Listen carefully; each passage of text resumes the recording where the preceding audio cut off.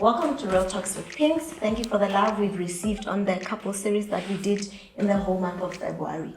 We are back with another topic, and today we have 3 guests. I'm sure you're wondering what you're going to talk about. This will be an interesting one. I'm just going to allow my guests to introduce themselves, and then I'll introduce the topic of the day. Hi, Ts'ele. Shoot. Oh, hi. I'm Ts'ele Mothebe. I don't know what to say next. What? It's okay. Just introduce yourself however you want.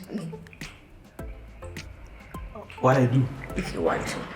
Okay, yeah. I am a local photographer / videographer, and yeah, that's pretty much okay. So please back on the show. Introduce yourself to our new subscribers. Well, hi to the new subscribers. The name is Retlotliloe Moiloa. Yeah, what am I? What is it? A typical corporate employee? I'm not going to go into the details, but yeah, a corporate employee. Okay. Thanks. My name is Kabelo, Mollo, and I station director at Sky Alpha HD, the country's first online radio station. And I'm also, I also host a show daily between 4 and 6 called The Big Time. Mm-hmm. Okay. Thank you guys for coming to the channel. This is an interesting topic that we've been discussing on social media, and then someone suggested that I bring people who have experience in this topic so that they tell us their stories. So we are going to talk about private schools, or the value we get in private schools. So I'm going to get straight into the topic, guys. So Ts'ele, KB and Rotli went to some of the private schools. They'll mention if they want to. I'm going to ask you guys, there's this burning topic that says, do you agree with the view that I don't even know how to ask you the question, but there's a notion going around that because private schools are expensive, do you want to take your kids to private schools against all odds? Especially because the private schools have a lifestyle that goes with it. So I want you guys, with your experience, to tell us what was your experience going to the school that you went to, KB. I'll start off with you. Okay, start off with me, that's fine. I went to private schools all my life, primary school and then high school. Mm-hmm. And I loved the experience. I absolutely loved the experience. And I went to what you might call the elite schools at the time, where South Africa had just transitioned from apartheid into a new and free South Africa. So there weren't many of us. There weren't many black kids at the schools. And remember, the schools are steeped in kind of Anglo-Saxon tradition. And that history that talks about almost the forgotten kingdoms, as it were. But even in spite of that, the experience was always brilliant. And maybe because I'm a sports fan and I'm a sports lover, and those schools are predicated so much on the sports, it was always a really great experience for me. So I went to St. Peter's primary school, prep school, and then I went to St. Stithians for high school.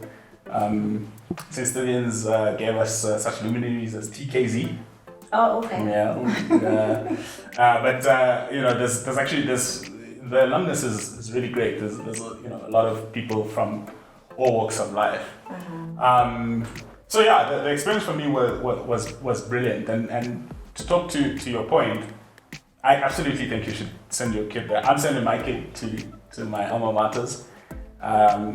And the thing about the schools is, beyond just the scholastic opportunity, is everything that goes with it, all the ancillaries, what you'll get to learn, the kind of people you'll get to interact with, the kind of people you'll get to meet, in terms of your fellow scholars, in terms of your teachers, in terms of people that come in and out of the schools. They have exchange programs. They have all kinds of things that will really go towards expanding and expounding you as a person. Okay. Yeah. Okay, Retlotliloe, can you tell us your experience? I don't know if you experienced in primary or high school.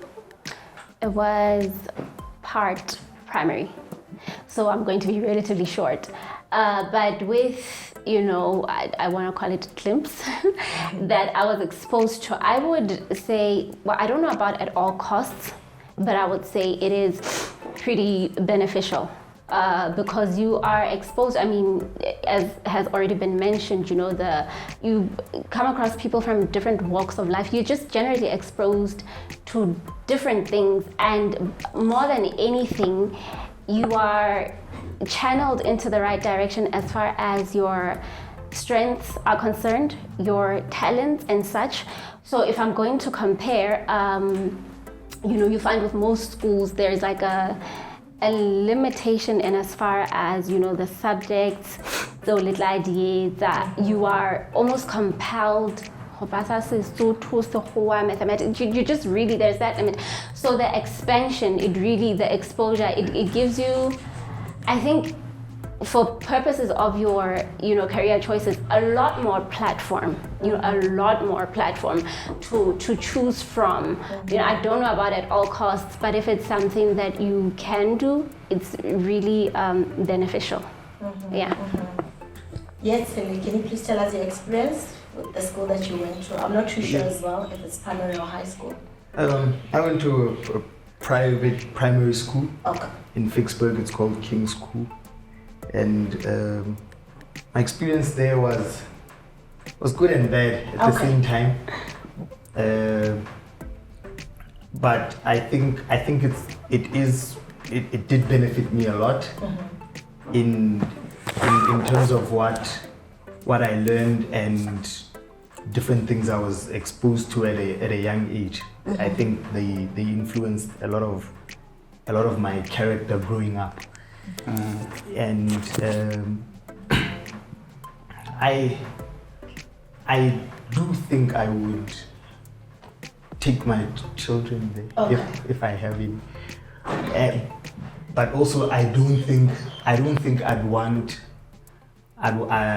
to take them to that exact type of school.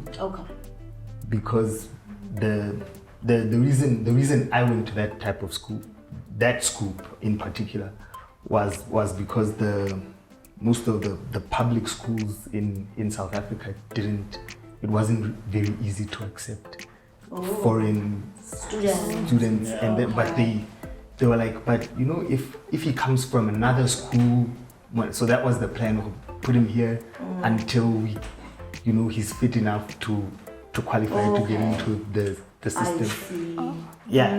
But that never happened. After completing my primary, I just came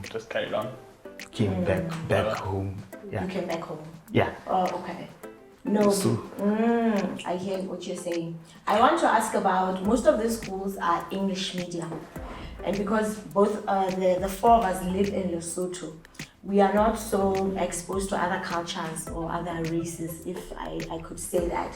So tell me your experience with being in a multicultural setting. Because I know some parents say, I feel like my daughter wouldn't, or my child wouldn't acclimatize to the culture because they are not used to that, they didn't grow up with that. The English medium, and you said you went immediately after apartheid. So what was your experience? Was it bad? Was it good? How were you able to blend? Should I go? Whoever wants to take it is I'll fine. go. I think it speaks a lot to me, so I'd like to go. The transition for me, I don't know if I can make reference to the last time I was here, but for me it was very transitional, right? It was a public school, then private school, then back to another. So the transition was. It's not difficult if it's going to be any reassurance to parents out there. Why? Because when you're young, you're like, I think I've been asked this before, growing a child is an investment. When you're young, it's like you're a blank piece of paper where you become like water. It's so easy to adjust, and because then you're able, at a young age, you take in stuff more than, any other period, like particularly between the ages of 0 and 7 and such. So the versatility that comes with it, you learn so much easier when you're young. And so for me, there was a lot of changes, but with the much that I got, I'd say it's not a complicated process to go through.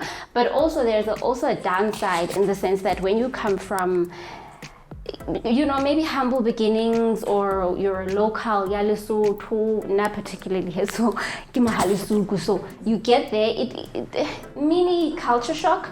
There is issues of self-esteem to some degree, tiny bit downside as far as maybe your self-esteem. Will I fit? You ask yourself those questions? But when you're young, honestly, it's children are just so. It's just so easy. But in terms of, I want to talk about the cultural identity, because some people say, Banabari private school, do you feel like you lost a bit of your cultural identity? I wouldn't say so. In Ts'ele Mothebe, it's a particular school that I went to. They offer subjects such as arts and culture. You're able to express yourself however you will, and you are embraced for that. In Moiloa, the minute we get exposed to other things, you want to act out as that, but you are embraced. I mean, we have, yes, these are English mediums, but I know for sure you get to pick and choose who you want to be. You really do. Yeah. This one just got really funny for me, because even to get into the primary I went to, they were like, he needs to come from a preschool. Oh, yes. So I went to I think that's where I suffered the most at preschool, because there I didn't know anything, and it was just me and I think there were four of us black kids. So I grew very close to one guy who's still my friend till today. He was the smartest one, I would say, because he's the one we used to go to. Yo man, I need to use the toilet, so you gotta tell the teacher. Yeah. So yeah, he would raise his hand and tell that you. So after that, I went to primary school, and there it was much easier to adjust, because there were also, because when you get there, it's not, you can't tell one from the other. This one's Portuguese, this one is what, this one. Yeah.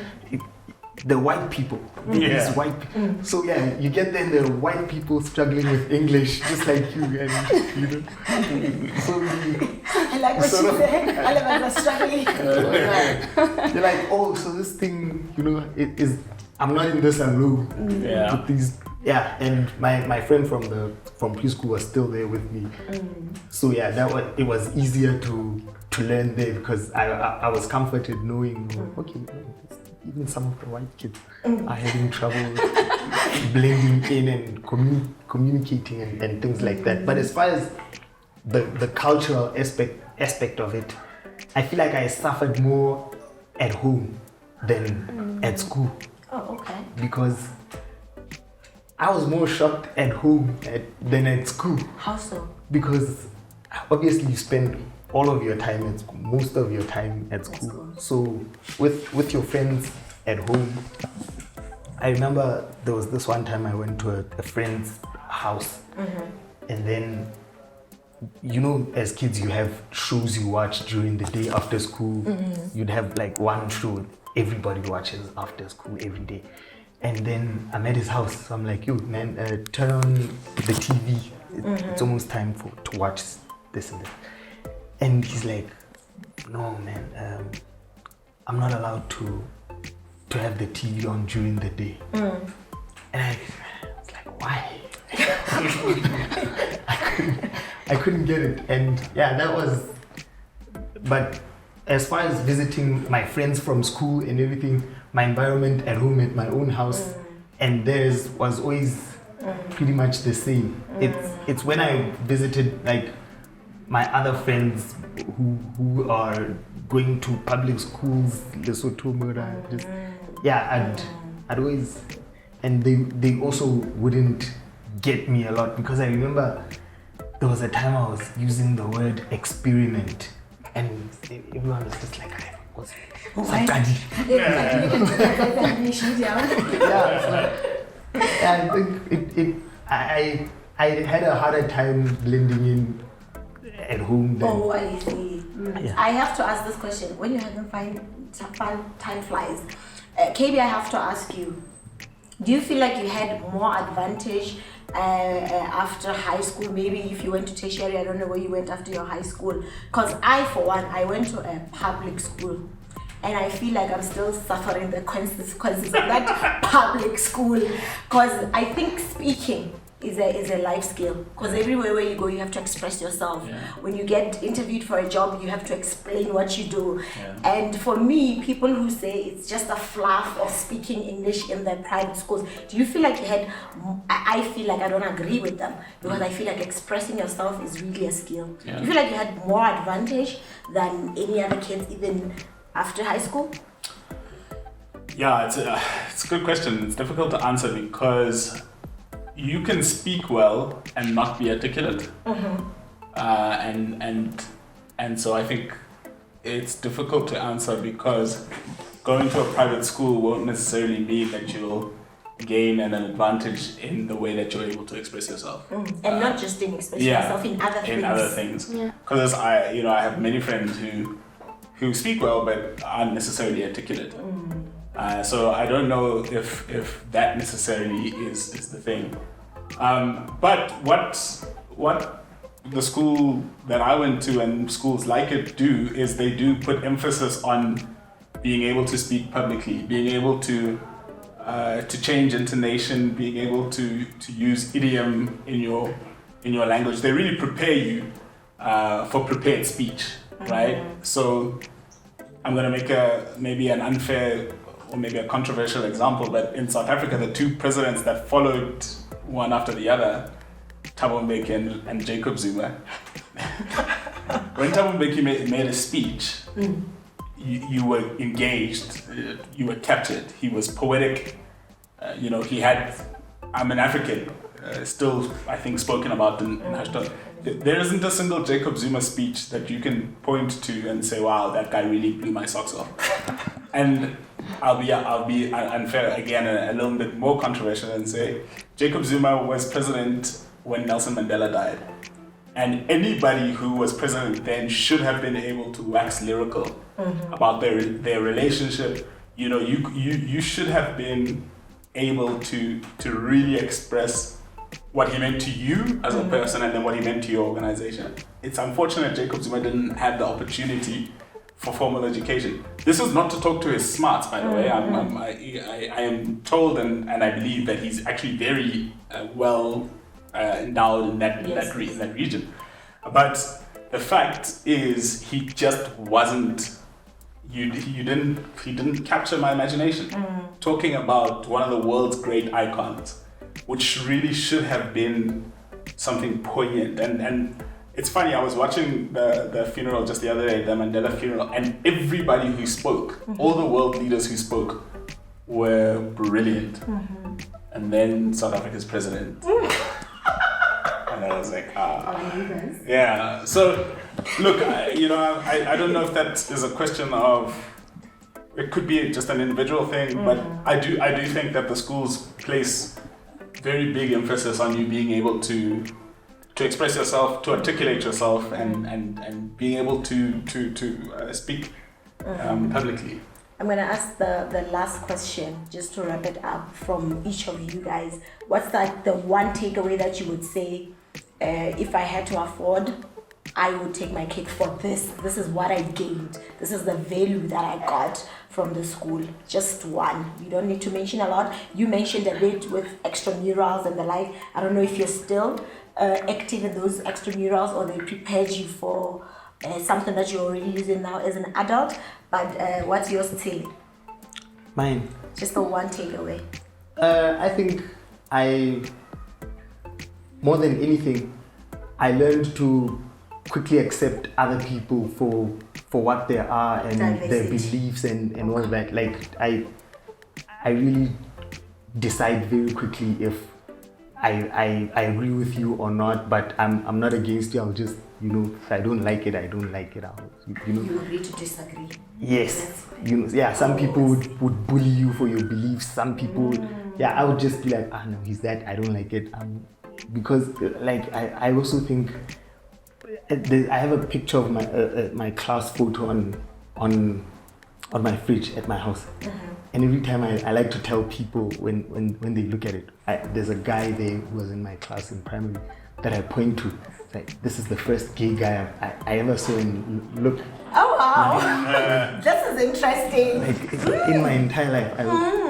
Yes, and he was always there. So growing up, I could never be homophobic or anything, because I was like, I've always had someone who's a bit too far on the feminine side, and no one used to mind. Like I've never seen anyone having a problem with him.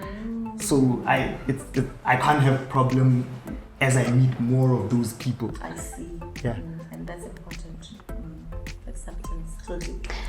My biggest takeaway was that, for me, it really reassured me that you're not going to be boxed.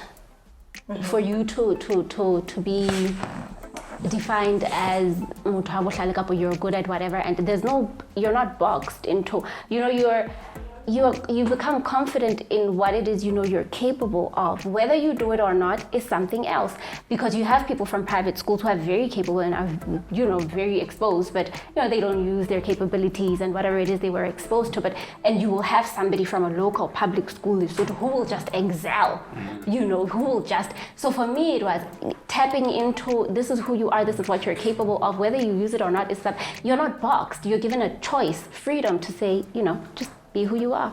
Oh, wow. Yeah. Freedom. Yeah. That's a good one. Yeah, for me, it's life view. The idea that I could be anything, literally anything that I wanted. I could be anyone I wanted, and that there was my only limitation was going to be me. That the very real understanding, and I suppose it has to do with the people you interact with on the daily and the people who you come across. But yeah, I think that the idea that the world is your oyster. There is nothing that's too big for you. For you, that's really amazing. Thank you guys for coming. I think time was not on our side. We definitely need an episode 2 for this one with other guests. So thank you so much for watching. We'll be bringing you again people who are from public schools. I will be on the show, be interviewed. Thank you for coming, guys. It's been real and it's been nice. We'll see you in the next episode. Bye for now. Thank you.